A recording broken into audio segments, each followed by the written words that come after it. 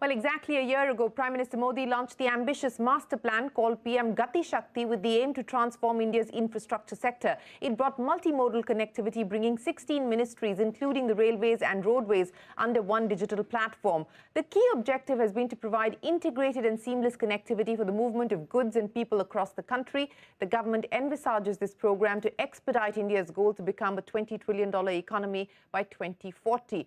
But how close are we to being able to realize some of those aspirations, and what has the performance been like in year one? Joining me now to talk about the road ahead and to take this discussion forward is Anurag Jain, the Secretary for the Department of Promotion of Industry and Internal Trade, or the DPIIT. Mr. Jain, always a pleasure. Many thanks for joining us here on CNBC-TV18. As we pointed out, large goals, big aspirations on what the PM Gati Shakti program can achieve. But let's start by talking about the performance for year one. I'm given to understand that 197 critical infrastructure gap projects were identified and examined by the committee, and you have in your press release said that over 1,300 interministerial issues were resolved in the last 11 months through the PMG portal. Can you explain to us some of these used cases, some of the hurdles, some of the bottlenecks that the PM Gati Shakti Master Plan has been able to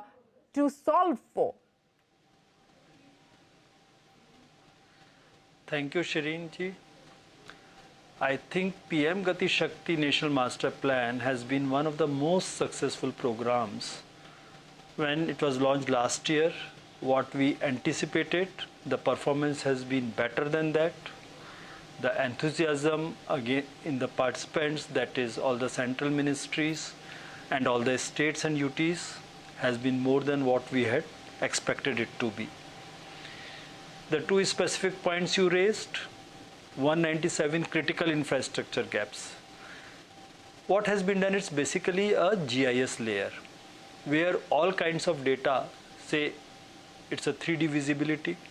We have all the water data, forest, mines, you name anything, the infrastructure which is existing as in 2021, be the rail, road, etc., etc. And where it would be like in 2025. So what it has done, it has made the planning and the decision making much better.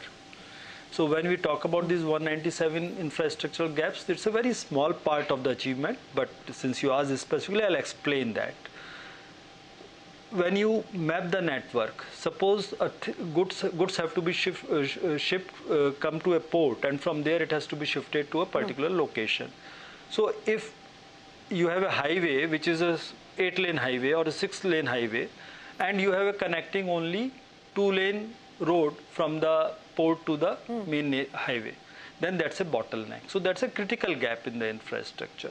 Similarly, when we talk about multimodal thing, if the highway is not going right up to the airport, if there's a gap in between.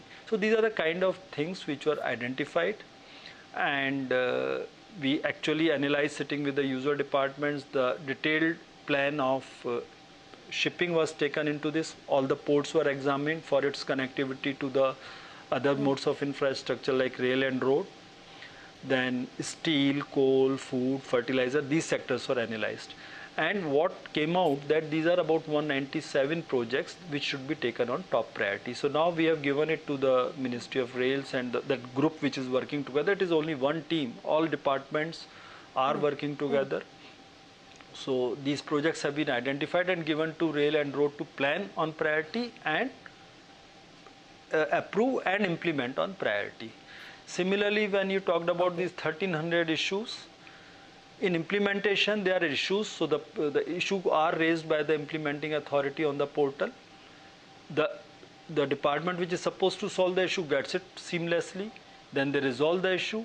So the pace of resolution of the issue because of the team working has improved. The key message which I feel in this 1 year of working is that the departmental silos have been broken.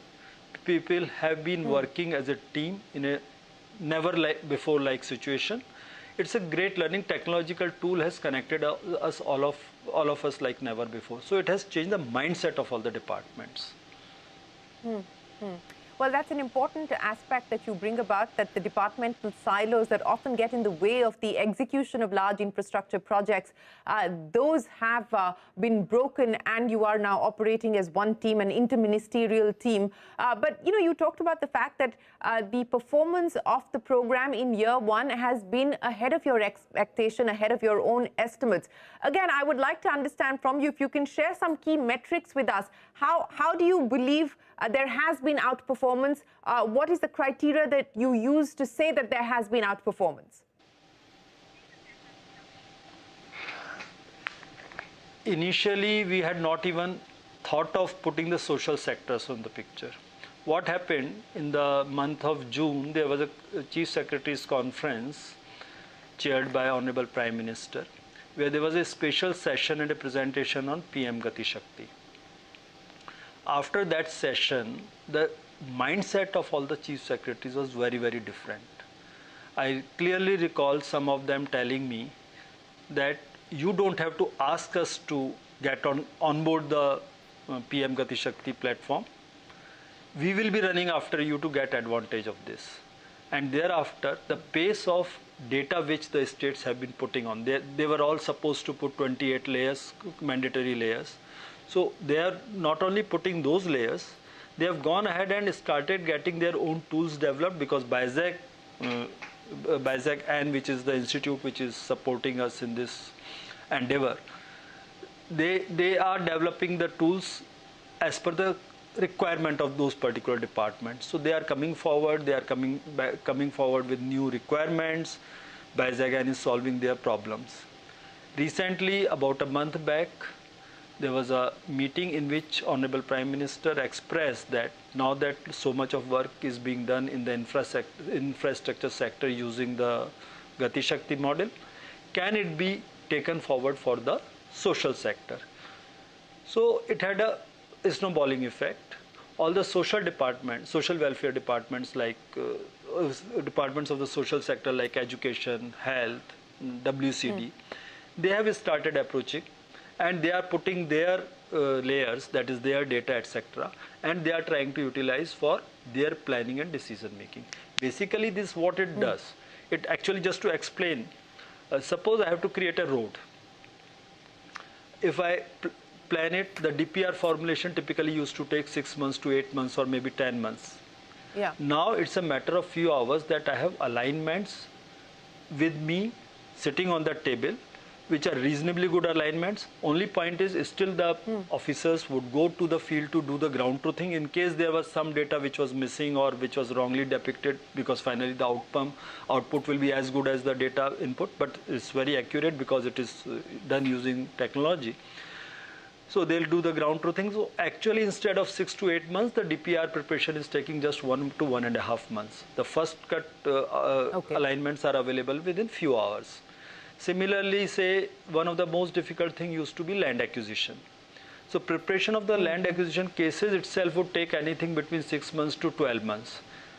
Typically for a say 300 kilometer long road or rail network, I would need to go to 100 village, take out the data for 100 different villages, create their village-wise profiles, which farmer, how much land to take from him, and then work out a case and give it to collector.